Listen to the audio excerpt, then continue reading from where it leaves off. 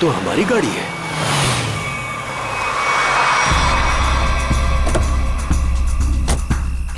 ये तो टीना और आकाश की गाड़ी है। Oh my God!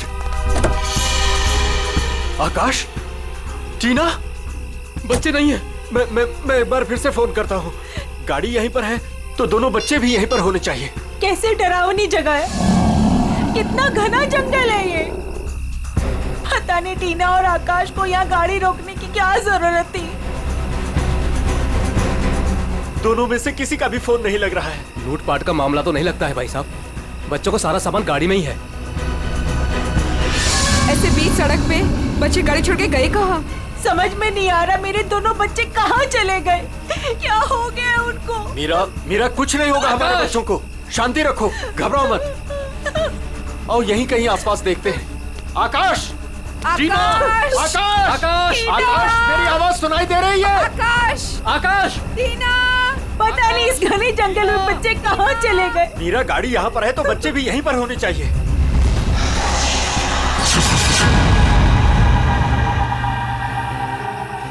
भाई साहब कहीं कोई कुछ भी नहीं है वहाँ। यहाँ पर भी नजर नहीं आ रहा है। सन्नाटा।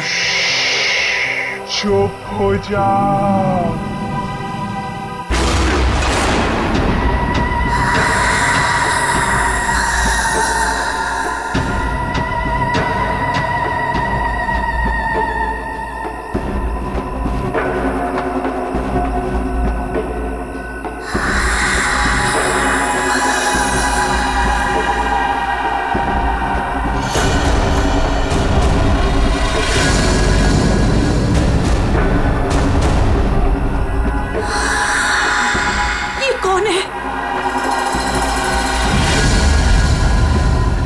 कौन हो तुम? कौन हो तुम? जाओ, जाओ यहाँ से।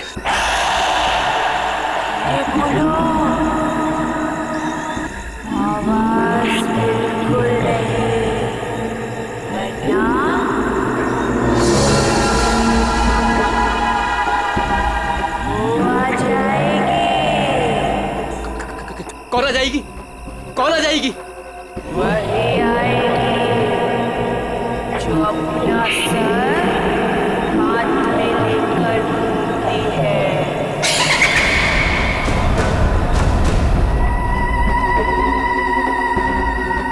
आ जाएगी। चलो कौन है? चलो, गाड़ी में बैठो, जल्दी। आ जाएगी।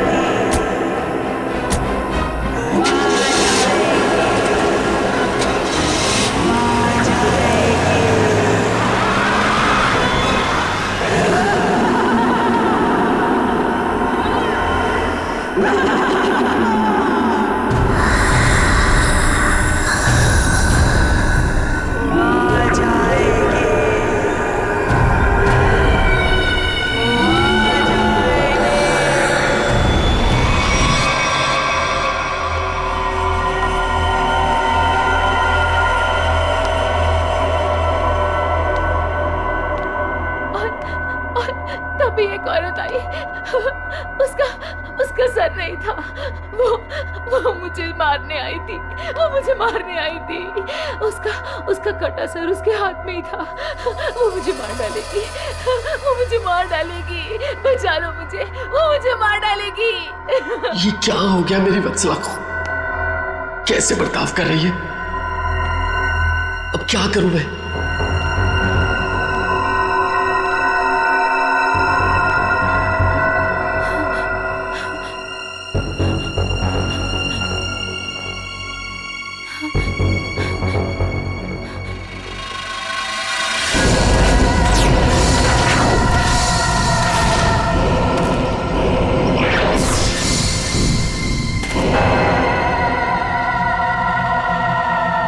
सर, उसके बाद क्या हुआ? उसके बाद वो कटे सर वाली औरत मेरी तरफ घूम गई। मैं डर की वजह से पीछे हट गई। वो मेरी तरफ बढ़ती रही। वो अपना कटा सर मेरे चेहरे की तरफ फेंक। नहीं,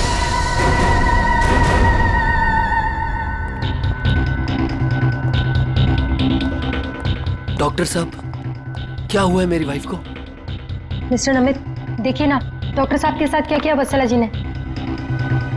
10 इंजेक्शन दे चुका हूँ शांत करने के लिए, लेकिन कोई असर ही नहीं हो रहा। लेकिन हुआ क्या है वत्सला को? इनका दिमाग एक सरकटी औरत के बारे में सोच रहा है। उसकी चाल डाल, उसका रवैया और पता नहीं क्या क्या इसके दिमाग में घुस गया है। Oh my God. डॉक्टर साहब, मेरी वाइफ ठीक तो हो जाएगी ना? कुछ कह नहीं सकते, लेकिन ये चेंजेस आपने इनमें कब महसूस की? कल रात वत्सला की गाड़ी दहलिया रोड पे खराब हो गई थी। मैं इसे लेने वहां गया, तब से इसकी हालत ऐसी है। देखिए मिस्टर नमित, इनकी हालत बहुत नाजुक है। मेरी मानिए तो इन्हें फौरन हॉस्पिटल में एडमिट कर दीजिए। सर, मुझे तो लगता है कि वत्सला जी के साथ जो कुछ भी हुआ है ना, दहलिया रोड पे ही हुआ है। श्रवण, हमने कहीं वहां से आकर कुछ गलती तो नहीं की ना? अब हमारे बच्चे कैसे मिलेंगे? मुझे तो लगता है उस खूनी औरत ने कुछ कर दिया है टीना और आकाश को। भाई साहब, मुझे लगता है कंप्लेंट लिखवा देनी चाहिए। पता नहीं बच्चे किस हाल में होंगे। उमेश, मैं तो कहता हूँ हमें सीआईडी को फोन करना चाहिए। मैं करता हूँ भाई साहब।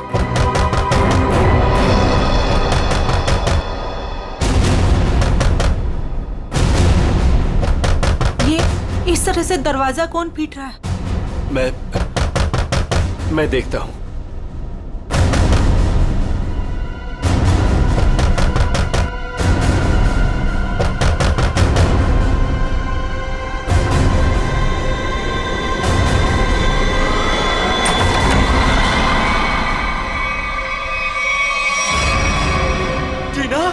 टीना बेटा, टीना बेटा, टीना बेटा, ये क्या हो गया? क्या हो गया? किसने किया बेटा? ये किसने किया?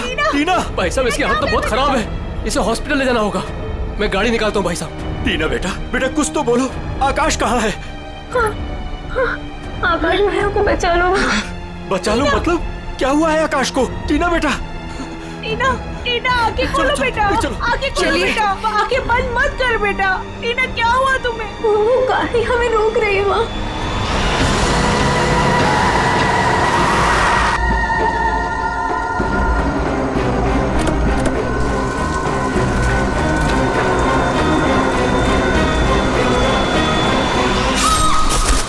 ये कहाँ गया रहा?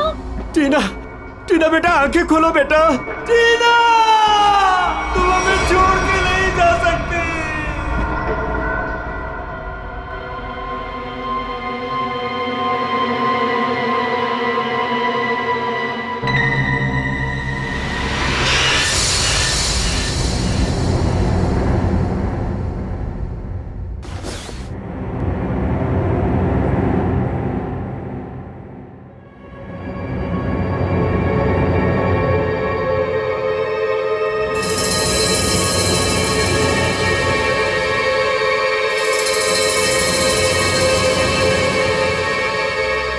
नहीं डॉक्टर साहब, मैं अपनी वाइफ को किसी भी हॉस्पिटल में एडमिट नहीं करने वाला।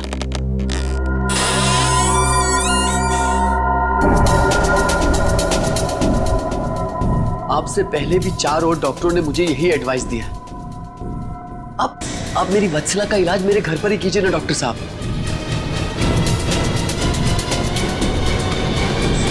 मैं अपनी वत्सला को अपने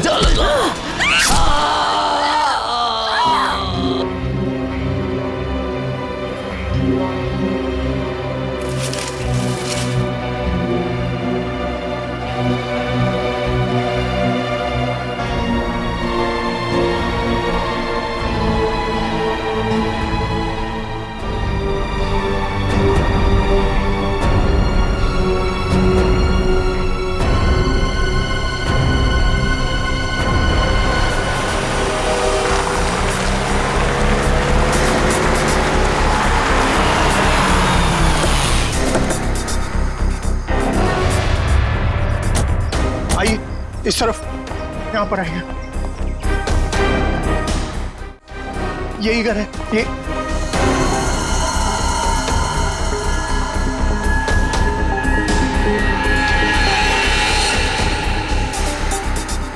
तो यहाँ पे जबरदस्त हाथापाई और तोड़फोड़ हुई है। चारों तरफ खून, सामान बिखरा पड़ा है। मिस्टर अमन, आपको कल रात ही हमें खबर कर देनी चाहिए थी। लेकिन सर, नमित के शरीर पर इतना खून देखा कि मैं डर गया था। हाँ सर। जिस किसी भी हथियार से विक्टिम पर हमला किया गया है वो हथियार काफी तेज धार वाला होगा। सालुंके साहब, आपको कैसे पता चला? ये देखो, ये छोटी छोटी बूंदें देख रहे हो खून की, ये एक धार में सीधी। सर लगता है किसी चाकू या छोटे खंजर का इस्तेमाल किया गया है। पता नहीं जिसको भी इसने मारा है वो जिंदा है या नहीं। और ये खून से सने हुए पांव के निशान तो घर के अंदर की तरफ जा रहे हैं। तो यहाँ पर नमित के अलावा कोई और भी रहता है क्या? हाँ, उसकी वाइफ। ओह माय गॉड, कहीं उससे तो कुछ नहीं हो गया। भाभी जी, एक मिनट देखो तो।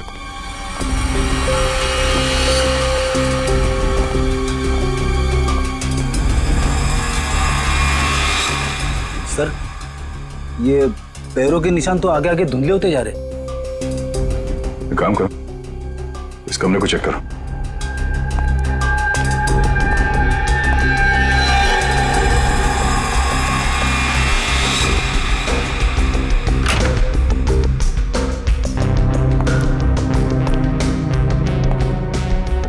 बेड पर तो कोई खून नहीं।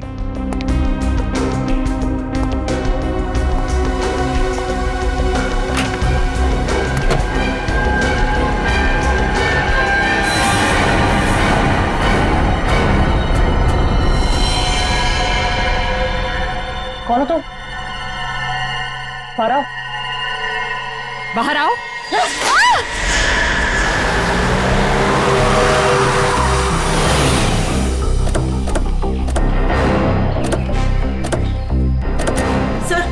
सर यही है मेरी टीना और आकाश की गाड़ी। यहीं पर मेरे बच्चों पे वो मुसीबत आई थी।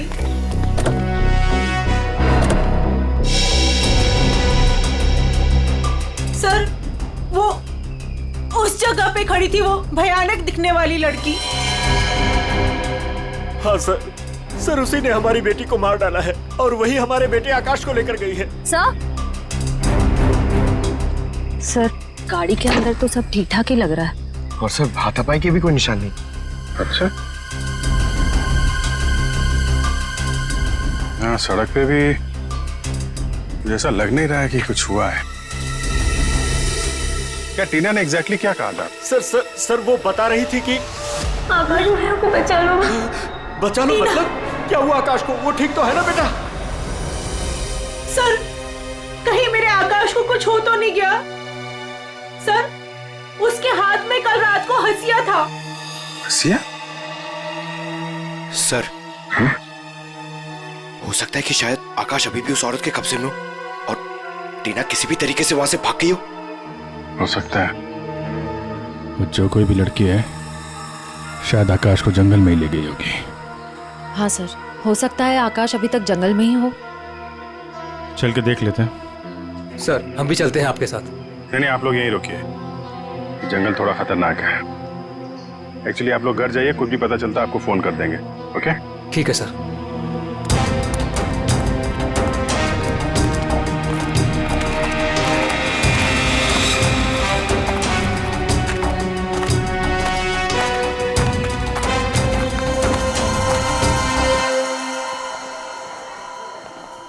डॉक्टर साहब, वो आदमी कहाँ है जो खून से लथपथ आपके हॉस्पिटल में आया था? सर, वो आदमी अंदर है। तो अब होश में है या अभी भी बेहोश है? नहीं, अभी होश तो आ गया है उसे, मगर थोड़ी बहकी बहकी बातें कर रहा है। क्या हम उनसे मिल सकते हैं? जी बिल्कुल, आइए।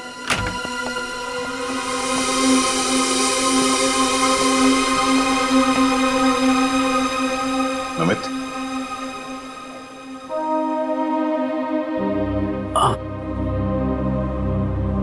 कौन?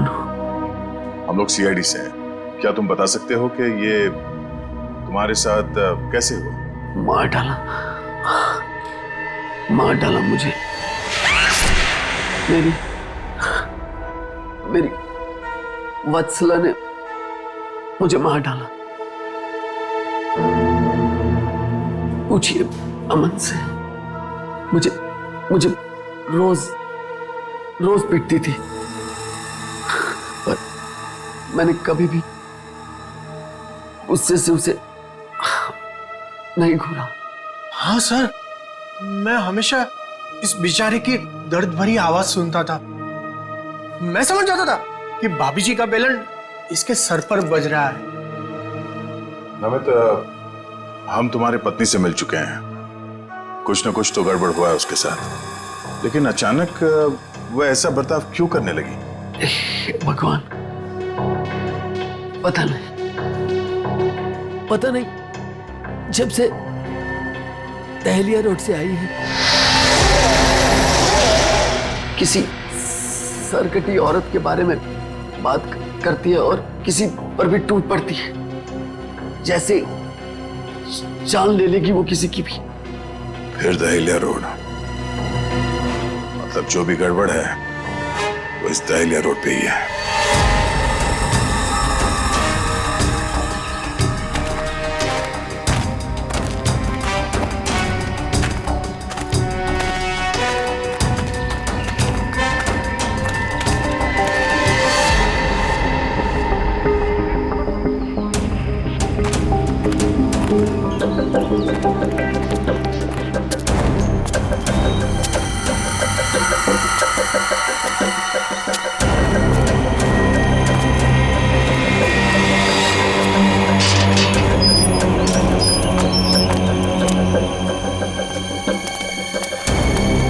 ये तो बिल्कुल हॉरर फिल्म की तरह बंगला है, जंगल के बीच में इतना सुनसान।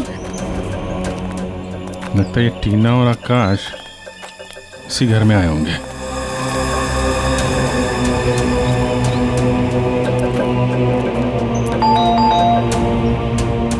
ज्यादा फिल्में मत देखा करो।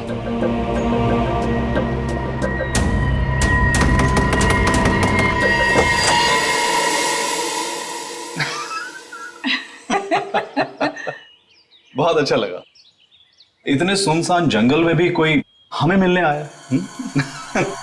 एनीवेज, मेरा नाम डीके है और ये मेरी धर्म पत्नी रागिनी। अरे आइए ना आप लोग, अंदर आइए, बाहर क्यों खड़े हैं? प्लीज आइए आइए आइए।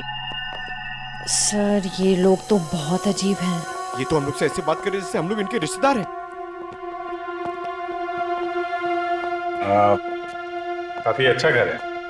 Thank you. आसपास दूसरा कोई घर नहीं दिख रहा है, तो इतने सुनसान जंगल में आपने घर बनाया? बनाया नहीं है सर, खरीदा है। वो क्या है ना कि हम दोनों पति पत्नी एक कलाकार हैं और अपनी सोच के आकार को पूरा करने के लिए हमें शांति और एकांत की सख्त जरूरत रहती है। जी हाँ सर, यही हमारा घर भी है और हमारी दुनिया भी है। और हाँ, आपको एक बात और बताना चाहूंगा। हम लोग रहते जरूर इस सुनसान इलाके में हैं, लेकिन कला के क्षेत्र में हमारा बहुत बड़ा नाम है। अच्छा। कब खरीदा आपने ये घर? बहुत साल पहले खरीदा था। अब तो ध्यान भी नहीं है हमें कि कब खरीदा था हमने। हाँ, ये तो याद होगा कि कल यहाँ पे कौन आया था? हाँ सर, बिल्कुल, लेकिन कल तो यहाँ कोई नहीं आया था सर। ये फोटोज देखिए, ध्यान दीजिए और सोच के बताइए, क्या इन दोनों में से कोई भी कल यहाँ आया था? नहीं मैडम, इनको हमने पहले कभी नहीं देखा।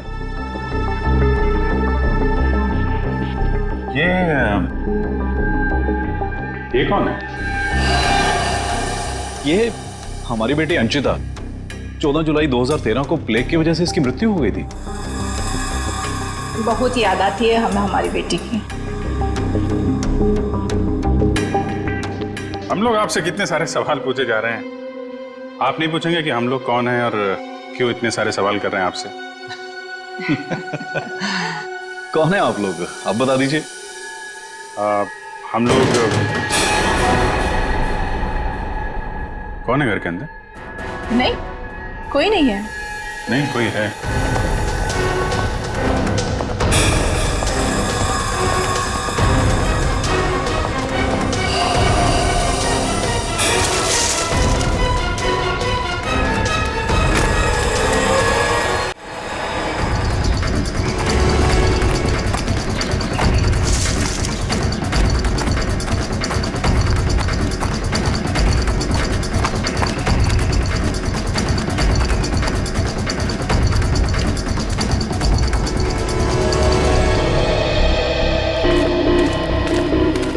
आया तो इस तरफ ही था। कहीं हमें देखकर छुप तो नहीं गया? हो सकता है आकाश भी उसी के साथ ही होगा शायद। देखते हैं।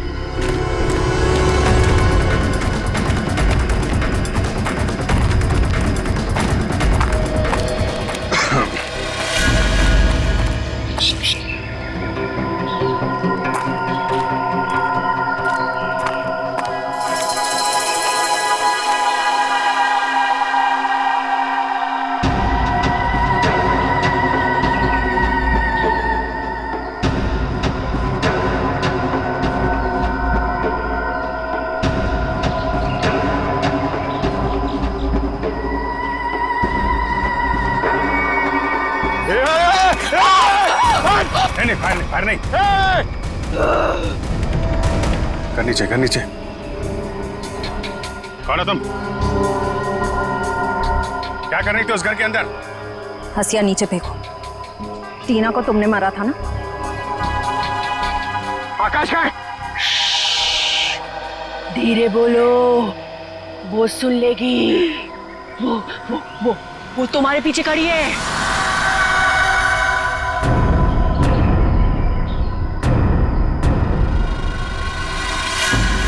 कौन है हमारे पीछे? कोई नहीं है, लगता दिमाग हिला हुआ इसका। क्या दिखा रही है? कौन है पीछे? वो तुम्हारे पीछे बिना सर वाली औरत अपना सर हाथ में लेके दिखा रही है। सर, ये उस सिरकटी औरत की बात कर रही सर, वो वत्सला जैसी बातें कर रही है। हमारे पीछे कोई नहीं है। किसकी बात कर रही हो तुम? ऐसे नीचे करो, नीचे रखो। मैं मार दूंगी उसे, मैं मार दूंगी उसे, मैं मार दूंगी।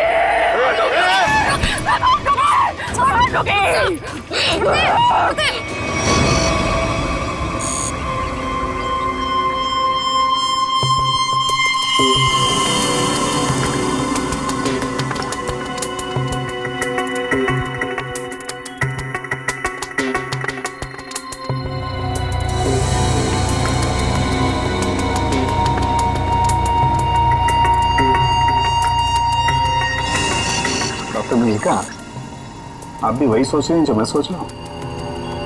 यस सर, पर ये है क्या? थोड़ा बहुत तो पता चला है, पूरा तो टेस्ट होने के बाद पता चलेगा।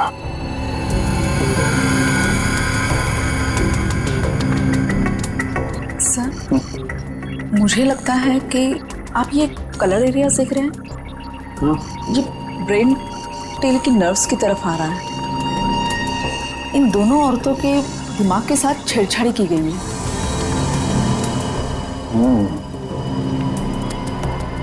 सर, इनकी याददाश्त से छेड़छाड़ की गई है। इनको कोई नेचुरल रोग या दिमागी बीमारी नहीं, इनकी तो मेमोरी ही बदल दी गई है। मतलब ये कि आर्टिफिशियल मेमोरी भर दी गई है इनके दिमाग में। Yes sir. क्या आर्टिफिशियल मेमोरी भर दी गई है? हाँ जी। मतलब ये दोनों औरतें जो देख रही थी या बोल रही थी, इनके दिमाग का वहम नहीं था?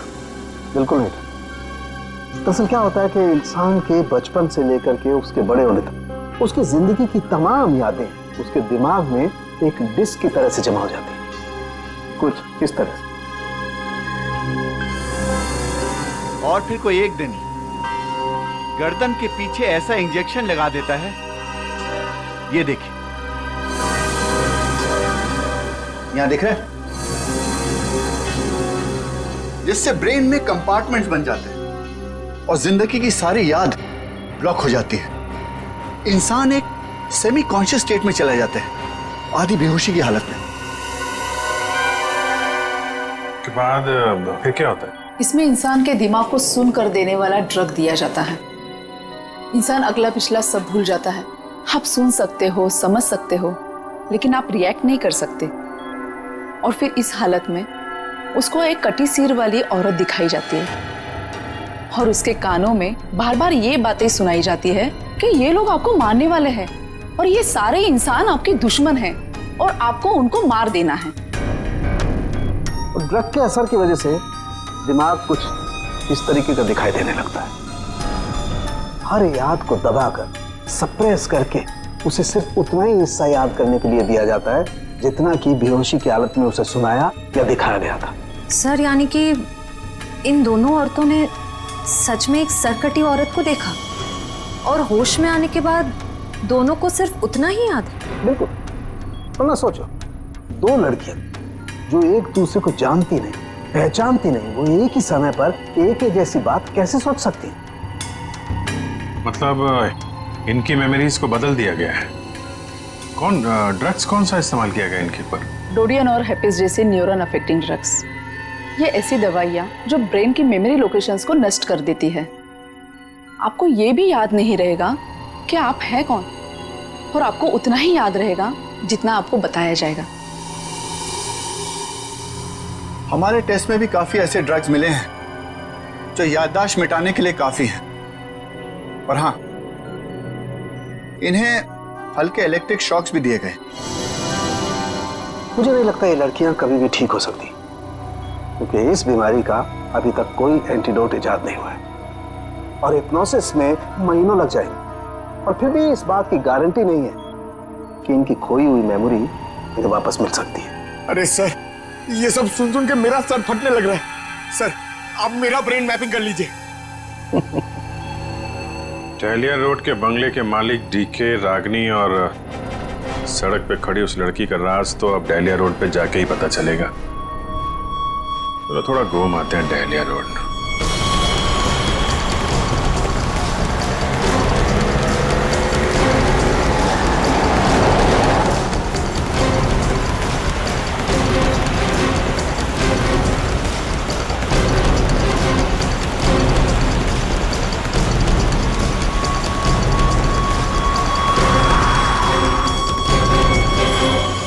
ये हमारी बेटी अंशिता, 14 जुलाई 2013 को प्लेग की वजह से इसकी मृत्यु हो गई थी। ये तो वही लड़की है, डीके और रागिनी की मरी हुई बेटी। मेरी मदद कीजिए प्लीज। कैसी मदद? मेरा मतलब क्या मदद चाहिए आपको? मेरे मम्मी पापा अचानक से बेहोश हो गए। मैंने बहुत कोशिश की उन्हें उठाने की, पर वो नहीं उठे। कहाँ है कहाँ आपके मम्मी पापा? घर पे आके देखिए ना प्लीज, पास में है। चलिए आइए। आइए, कहाँ पर है? चलिए। अच्छा, इन नाम से कोई भी रजिस्ट्रेशन नहीं? ओके ठीक है, थैंक यू। सर, सारे पेंटर्स एसोसिएशन में फोन कर लिया सर, मगर डीके और रागिनी के नाम से कोई भी रजिस्ट्रेशन नहीं। सब कुछ झूठ बोला उसने। मुझे तो लगता है कि उसने अपना नाम भी गलत बताया है। जयवंती, कुछ पता चला? नहीं सर, अभी तक कुछ भी नहीं पता चला। मगर सर, कितने कॉन्फिडेंस से झूठ बोल रहे थे दोनों। लगता है सर अब एक ही रास्ता बचा है, उन्हीं से सच उगलवाना पड़ेगा। नहीं जयवंती, पहले उसकी सारी डिटेल्स निकालते हैं, फिर उठाते हैं उसे। लेकिन सर पता कैसे चलेगा? एक काम करो, डहलिया हाउस में जो उनकी तस्वीरें खींची गई थी उन्हें क्रिमिनल डाटाबेस से और मिसिंग केस फाइल से मैच करवा के देखो, शायद असलियत सामने आ जाए। आइए। यहाँ इतनी रोशनी कम क्यों है? वो घर आबादी से दूर है ना, इसलिए वोल्टेज थोड़ा कम है। ये देखिए। दोनों एक साथ कैसे बेहोश हो गए? कहीं इस लड़की ने तो कुछ नहीं कर दिया?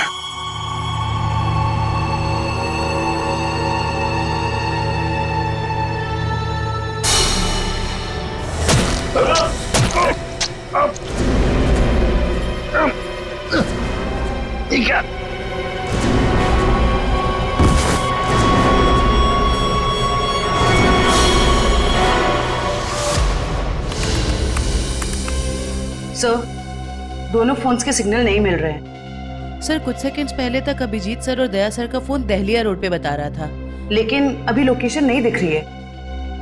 इसका मतलब अभिजीत सर और दया सर को वो रास्ता रोकने वाली लड़की मिल गई। फिर तो डीके और रागिनी की सच्चाई का भी पता चल जाएगा। सर, आइए। सर, ये है मिसेस साक्षी, उस नकली डीके और इलेश की माँ। नमस्ते। कहाँ है मेरा बेटा? कहाँ है इलेश? ये ऑफिसर कह रहे हैं उसका नाम डीके है, उसकी एक पत्नी है जिसका नाम है रागिनी। ये कैसे हो सकता है? ये सब झूठ है। जी नहीं, ये सच है। एक छानबीन के दौरान आपके बेटे और उस औरत से मुलाकात हुई हमारी, जो अब डीके और रागिनी बने बैठे, और उसी छानबीन में मिसिंग कंप्लेन से उनकी सच्चाई भी पता चली। मैम, आप हमें बता सकते हैं कि आपके बेटे इलेश ने अपना नाम बदल के डीके क्यों रख लिया? मेरा बेटा अपना नाम क्यों बदलेगा? मुझे इस बारे में कुछ नहीं पता। देखिए माता जी, वो रागिनी उर्फ नीता के साथ में कहीं छुपा हुआ बैठा है। अब ये औरत को जानती है? ये लड़की कौन है और कैसे मेरे बेटे की जिंदगी में आई, मुझे कुछ नहीं पता। देखिए मैडम, उस औरत के माँ बाप तो मर चुके हैं।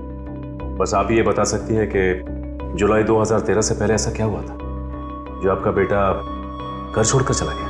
नहीं, मेरा बेटा घर छोड़कर नहीं भागा था।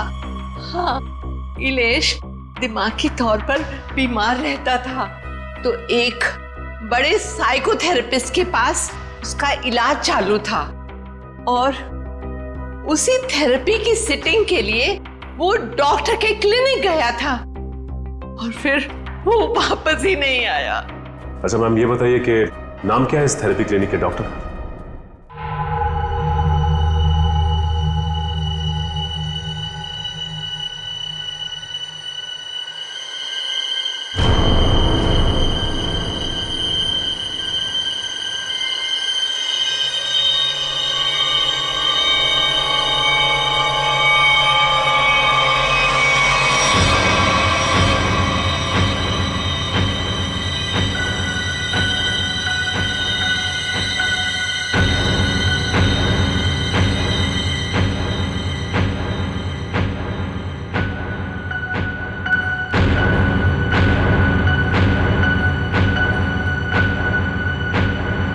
मारो, बचा लो खुद को, मार डालो।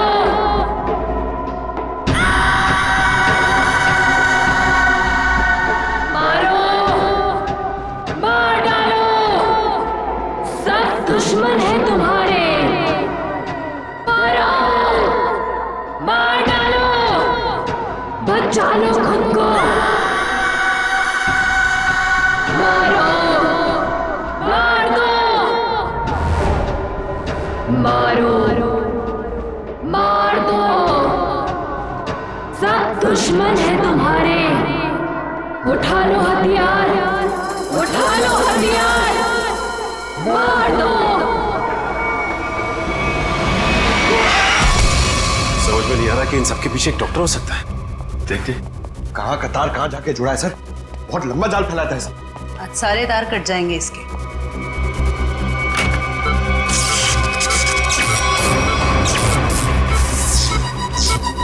Oh my God.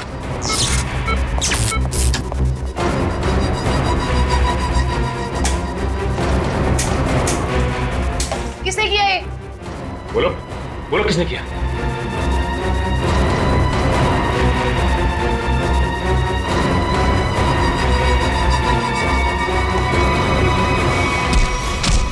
बता कौन है इन सबके पीछे? तुम उस बिना सर वाली औरत के साथ मिले हो ना? मैं नहीं, तुम उस सरकटी औरत के साथ मिले हुए हो। मैं जानता हूं, मैं छोड़ूंगा नहीं तुमको। तुम और उस औरत दोनों को खत्म कर दूंगा मैं। तुम मुझे मारना चाहता है ना? छोड़ूंगा नहीं तुम्हें।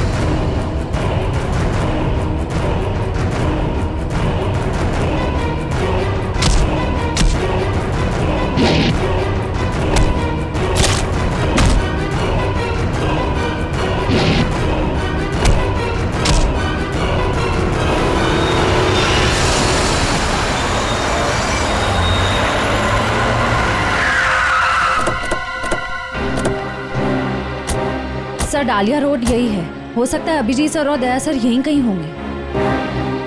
हो सकता है वो डीके और रागनी के हों।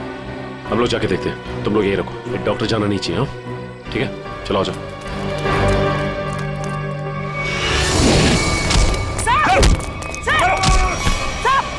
अभिजीत सर, क्या कर रहे हो आप लोग?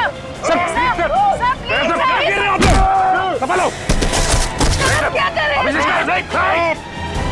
सर क्या कर रहे हो?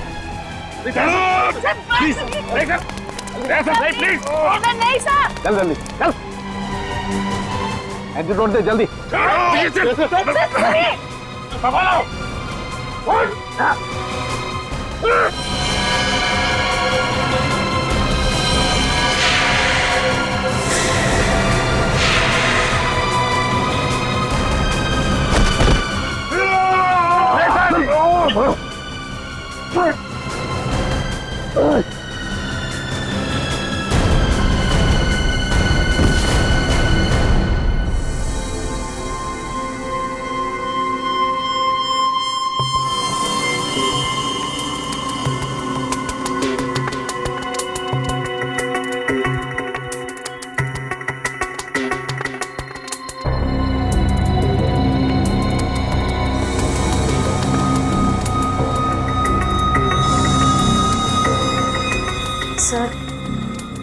सर सब ठीक तो है ना? एंटीडोट ने असर शुरू कर दिया, थोड़ी देर में होश आ जाएगा दोनों को।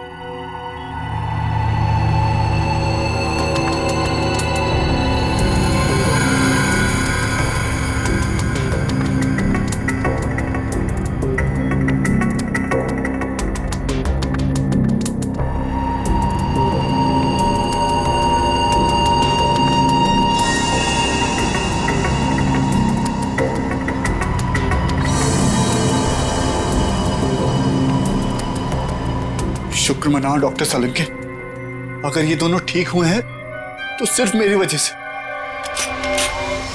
अगर अपने दिमाग का सही इस्तेमाल किया होता ना तो एक मुजरिम की तरह इस हालत में नहीं खड़े होते, समझे?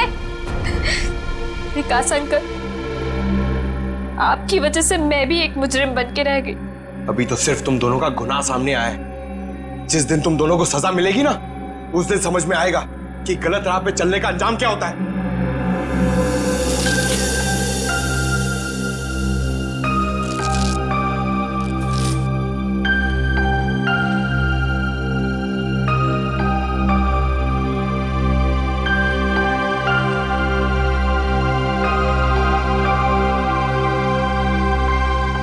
हम ये दहलिया रोड वाले बंगले पे? नहीं यार, न्यूरो सेंटर में है भाई।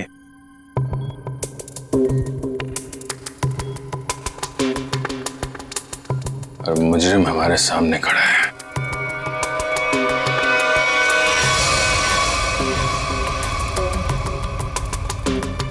अच्छा एक बात बताओ, तुम्हें अभी वो कटे हुए सिर वाली औरत और वो भयानक आवाज से तुम ही सुने थे? सर वो तो उस वत्सला के दिमाग में था, और वो जंगल वाली लड़की के दिमाग में भी, वो जो हंसिया लेके घूम रहे थे।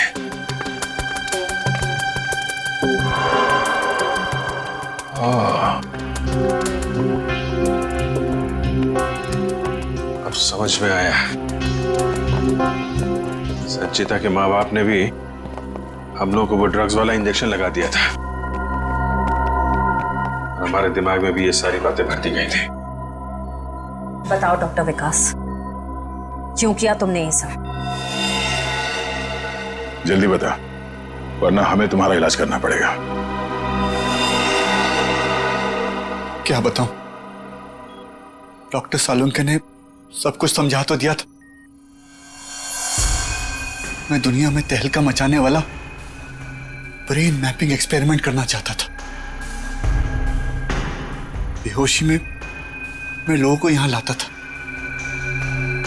और उनके ब्रेन से उनकी सोच को निकालकर अपनी सोच भर देता था। जरा सोचो, कितनी ताकत थी मेरे हाथ में।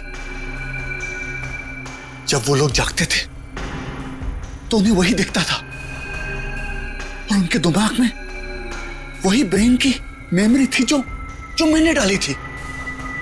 उनका ब्रेन वही करता था जो मैं कहता था। मतलब कि मैं उनके ब्रेन से सब कुछ करा सकता था। और तुम दोनों ने भी तो वही किया ना। और ये अंशिता, इसने भी गुनाह में तुम्हारा साथ दिया था। मैं इनकी भतीजी हूँ, इन्होंने ही मुझे पाला पोसा। डीके और रागिनी मेरे माँ बाप नहीं है। वो घर, डीके, रागिनी, मैं, ये सारा विकास अंकल का बिछाया हुआ एक जाल था। और आकाश, उसके साथ क्या किया तुम लोगों ने? उसकी ड्रग की डोज ज्यादा हो गई थी, उसे ब्रेन हैमरेज हो गया था। उसकी मौत का मुझे बहुत अफसोस है। तुम्हारे जैसा जीनियस डॉक्टर लोगों के दिमाग का गलत इस्तेमाल करने के चक्कर में गुनहगार बन गया। तुम्हारी खोज इंसानियत के खिलाफ है। कानून तुम्हें इसकी जरूर सजा देगा। शायद फांसी होगी तुम्हें।